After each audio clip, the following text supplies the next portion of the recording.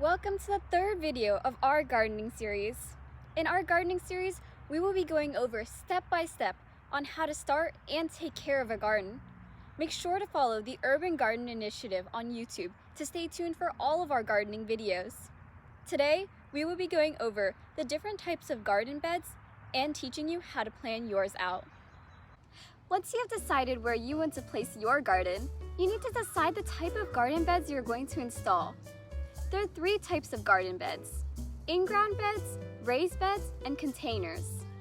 In-ground beds are garden beds dug directly into the ground level with the soil surface.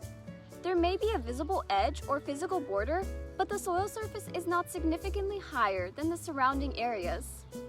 This system relies mainly on the existing soil, although amendments such as compost or other fertilizers may be added to improve the soil. Typically, these beds are no more than 3 feet wide, so people can easily reach into the middle of them to work the soil, weed, or harvest without stepping on their produce. The pros to in-ground beds include that there's little requirement for materials to start. It's also easy to expand or change the layout of your garden, and this format makes good use of the vast resources of water and nutrients provided and stored in the existing soil. One con is that an in-ground bed needs a site with workable, uncontaminated soil.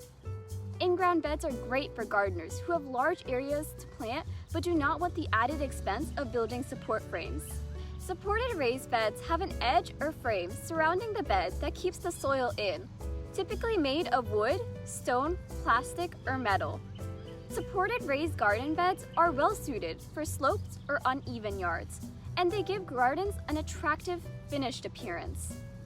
The pros include that raised beds can be good in areas with poor soil, and they create bed borders and add definition to garden design. Raised beds can also be made wheelchair accessible. The cons include that raised beds require materials to construct, which can be costly. They will also require purchased soil or soil moved from another area. Containers are the last type of garden bed. They vary in size and differ from raised beds in that they have bottoms. Planting containers need drainage holes and should be made from materials that hold up well even when wet and left outdoors.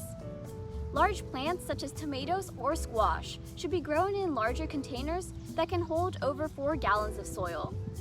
Smaller containers are suitable for shallow-rooted crops such as lettuce, spinach, onions, strawberries, and herbs. The pros of a container garden include that they can be used on top of asphalt or where there's no soil, and they're great for areas with limited space. When planning your garden, another goal is to minimize walkways and maximize growing space. Start small and make sure to give each plant enough room to grow. Ensure that the size of your seeds and transplants versus the full-grown plant are taken into consideration, as overcrowded plants can have a difficulty thriving. A small, well-tended garden can produce as much or more than a large, poorly tended garden.